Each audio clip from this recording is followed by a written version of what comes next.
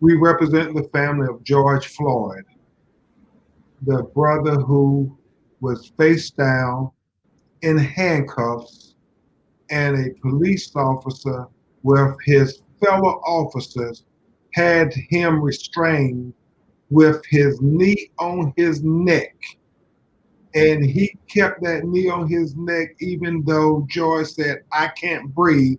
He kept it not 1 minute, 2 minutes, 3 minutes, 4 minutes, 5 minutes, 6 minutes, 7 minutes, 8 minutes.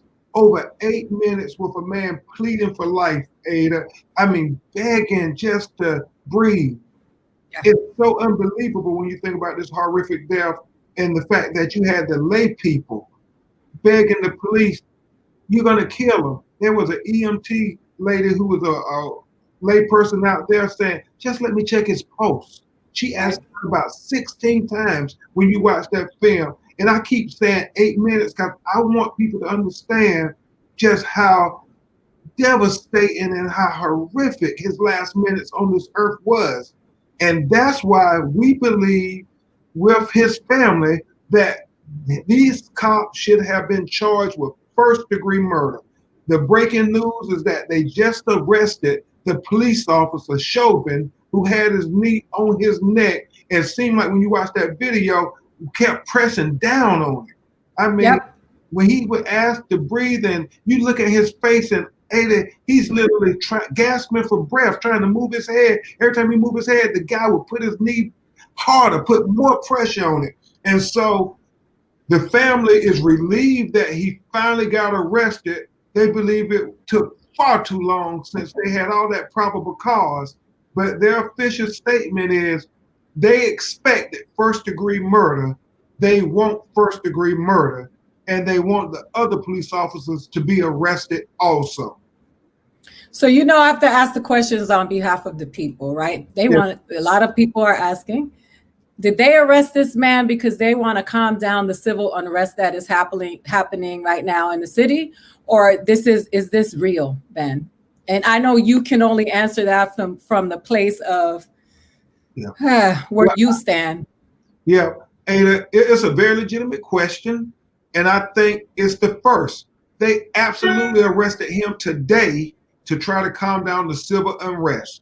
Because the police, when they kill an unarmed person of color, or they kill a person of color in any regard, they normally take the investigation as long as they can take it. I mean, they will hide behind that playbook, Ada, and keep saying that, oh, we can't release the video because it's an ongoing investigation. We can't comment because it's an ongoing investigation, because they're hoping that we will forget about it and they can just sweep their death under the rug as if their life never mattered in the first place. But it's because the people saw that video and we couldn't unsee that video. And we witnessed the truth, Ada, and the truth, hopefully, will make sure we get justice, but we can't take it for granted because they were not going to arrest them at least sometime soon unless we did what we had to do. And I know, Ada, you're a real revolutionary.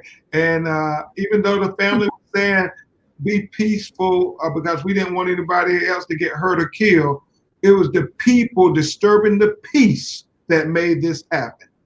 Well, I was saying Van is joining us, but I was going to say that we learned it from them. The Boston Tea Party, the Berlin Wall.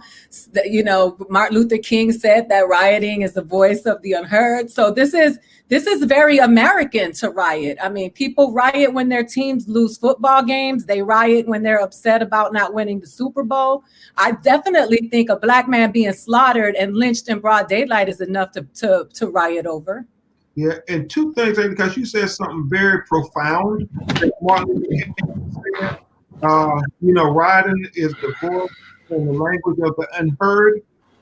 The first protest actually started while George Floyd was alive, Van.